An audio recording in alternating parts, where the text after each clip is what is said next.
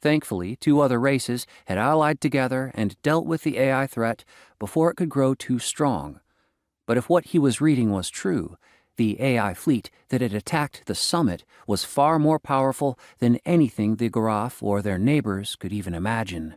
It only served to illustrate to Uvo just how far behind the Garaf were. It was to be expected. Garaf territory was at the far rim, just at the edge of their galaxy, and they had less resources than the core nations. They were, in fact, much younger as well.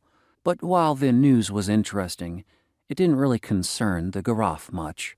From what Uvo gathered, a few races wanted to create a galaxy-wide alliance against some kind of a threat, almost certainly this AI. But the attack had served as a cruel indicator of just how inferior most of the other races were compared to the core and their enemies.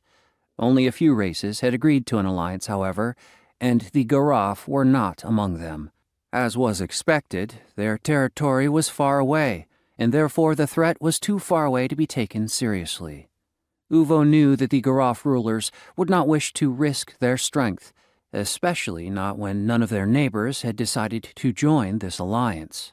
Weakening themselves while the others kept their strength intact was folly. Uvo's reading was interrupted by an alert as the station's sensors detected a disturbance inside the star. Uvo turned to the sensor operator. What is it? Uvo asked, disinterested.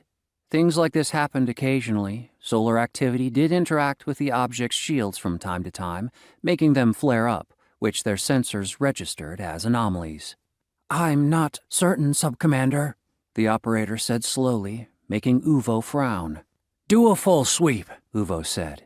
It was an overreaction, he knew. Nothing had ever been detected from the object, but reading the news had put Uvo in a slightly more paranoid mood. Doing a full sensor sweep now, the operator reported, and his arms moved over the consoles. Uvo waited patiently, keeping his eyes on the visual sensors that showed the star below them. There was almost no way for him to see anything with his eyes alone, of course, but Uvo liked looking at the star. Then suddenly, he noticed a few changes. It was almost as if the star was darkening in a small area. His study of the screen was interrupted as the operator spoke. Ships! I'm detecting a fleet of ships moving up through the star! He yelled out in near panic. Uvo froze in shock for a moment, 1,000 thoughts passing through his mind.